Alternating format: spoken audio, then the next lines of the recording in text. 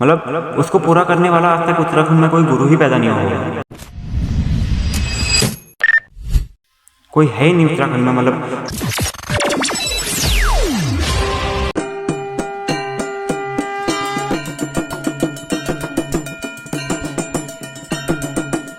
नमस्कार दगड़ियों, कैसे हो आप सभी लोग। आशा करता हूँ आप सब बढ़िया होंगे। तो उस कहानी के लेके आ गया हूँ मैं पार्ट 2। आगे उस कहानी में क्या हुआ, चलो स्टार्ट करते हैं। तो दोनों जने खुश हो गए। भाना देवरानी खुशी के मारे पागल हो गई है। बोले हम भी तो निसंतान हैं, ये भगवान ने हमको हमारे लिए बालक भेज दिया, तो इसको हम ले जाएंगे घर और इसको पालेंगे पोछेंगे। तो चलो भैया ले गए उसको घर। तो पालते पालते उनको 5 महीने हो गया। ठीक 6 महीने बाद देखो, गोलजू ऐशो आराम करने के लिए थोड़े ना आए थे, वो तो दुखियों के पुकार सुनने के लिए आए थे। तो जैसे ही ठीक 6 महीना हुआ, गोलजू को होश आया, वो अपने को संभालने लग गए।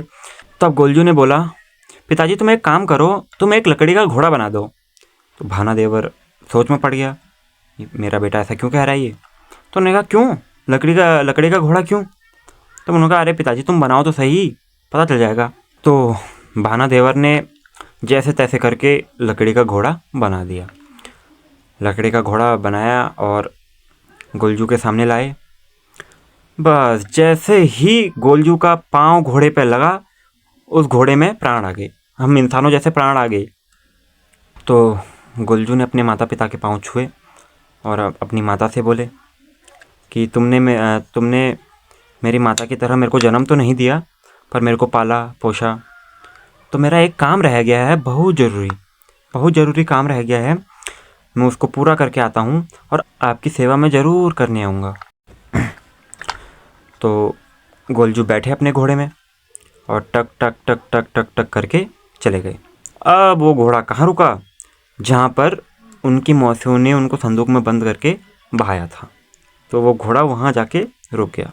नदी इस पार गोलजू का घोड़ा रुका और नदी उस पार गोलजू के 7 मौसियाँ कपड़े धो रही थी और बगल में उनसे थोड़ा सा आगे उनकी जो असली माँ थी वो भी कपड़े धो रही थी। ठीक है।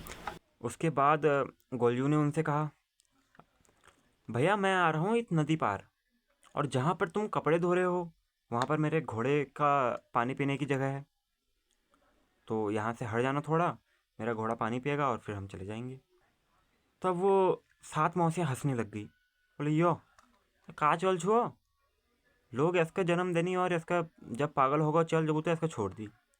तो उनको अरे चला तू बोई हुई छे क्या, तेर दिमाग सटकी छे क्या, लकड़ा घोड़ा कभी पैंट पी सक छे तुम्हें क्या बता। तब गोलजू ने अपनी मौसियों से कहा, जब तुम्हारे वहाँ की औरत के गर्भ में से पत्थर का सिलवट्टा जन्म ले सकता है, तो मेरा ये लकड़ी का घोड़ा पानी नहीं पी सकता। तब 7 मौसियों का दिमाग ठनका, एक का ठनका, दूसरे का ठनका, तीसरे का ठनका, सबका दिमाग ठनक गया।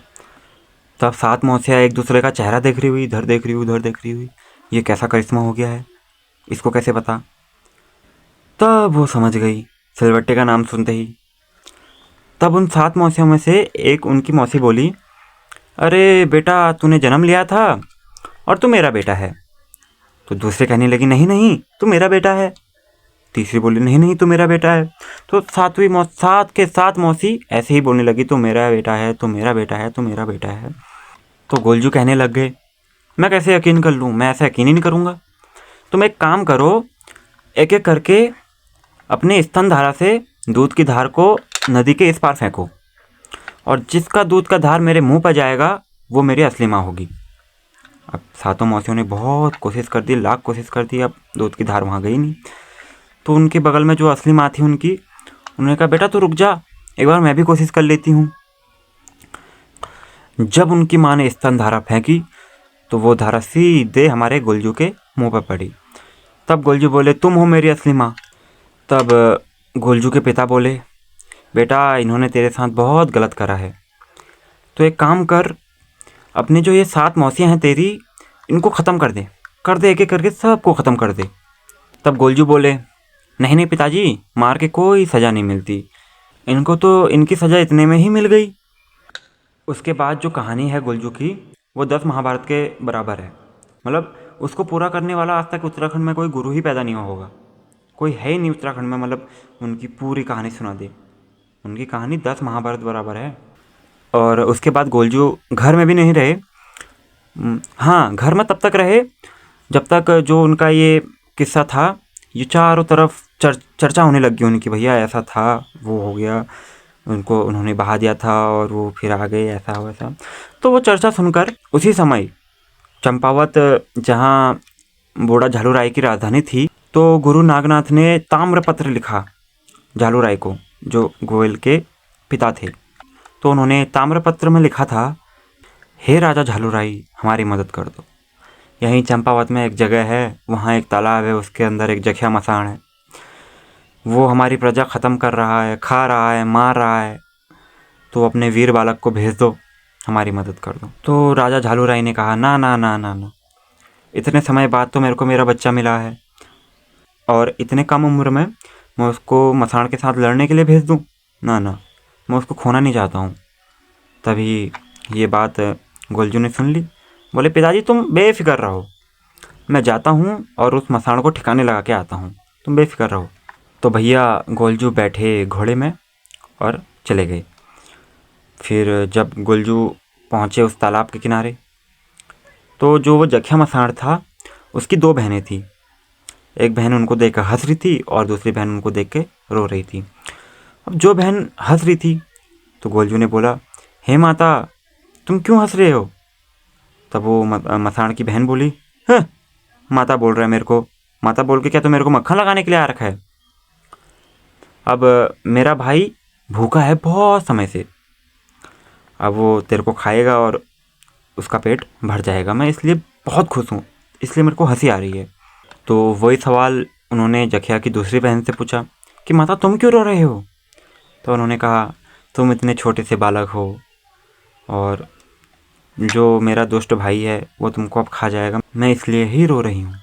तो गोलजू ने कहा, तुम चिंता मत करो, सब अच्छा ही होगा। बस हो गई 3 दिन 3 रात घमासान और आखिरकार गोलजू ने जखिया मसान का वध कर दिया। उसके बाद गोलजू कहाँ गए कहाँ नहीं गए। गोलजू यहाँ दुबा चौरी बाट में आए, चितई में आए, ताड़ी खेत में आए और अपने पूर्व बहन भागुली के वहाँ गए और वो गोयल एक ही हुए। और इसमें भी गोयल 2 हैं, एक कल्विष्ट भी है।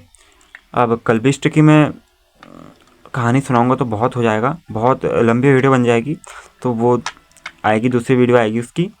तो आपने ये कहीं ना कहीं सुना होगा, तब बोलते हैं, हे भगवान तुम्हारा नाम लेनू, हरि हरिद्वार में, बद्री केदार में, ऊंची घोड़ा खाल में, गैली चंपावत में, चितई सिराण में, गोलू गिराण में, हे ऊंचा हिमाल में, नीलकंठ नेपाल में, सारिकुमो गढ़वाल में, देवभूमि पहाड़ में। जब वो ताड़ी खेत में आए तो ताड़ी खेती गोयल हो गए, और जब वो चितई गए तो चितई गोयल हो गए, जब वो मीनार में गए तो मीनारी गोयल हो गए।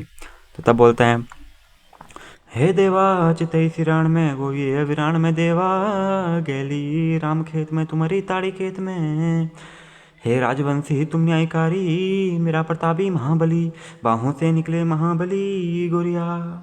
जो आगे गोलजू की कहानी है वो 10 महाभारत बराबर है, तो भैया मैं तो नहीं बता सकता, और उत्तराखंड में ऐसा कोई है भी नहीं जो आपको पूरी कहानी बता दें। तो आशा करता हूँ आपको ये वीडियो अच्छी लगी हो। वीडियो अच्छी लगी हो तो लाइक कर देना, चैनल पर नहीं हो तो सब्सक्राइब कर देना और बेल वाले आइकन को ऑल पे प्रेस कर देना, ताकि मैं लाते रहूँ कुछ ना कुछ और आपको नोटिफिकेशन आ जाए। तो आज की कहानी होती है यहीं पे ख़त्म। गोलजू ने कैसे जन्म लिया, उनके साथ क्या क्या हुआ, वो सब आपने देख लिया होगा। तो आज के लिए इतना ही, फिर मिलते हैं दूसरी वीडियो में, तब तक के लिए बाय बाय। 别墅里面唱 K，水池里面饮龙鱼。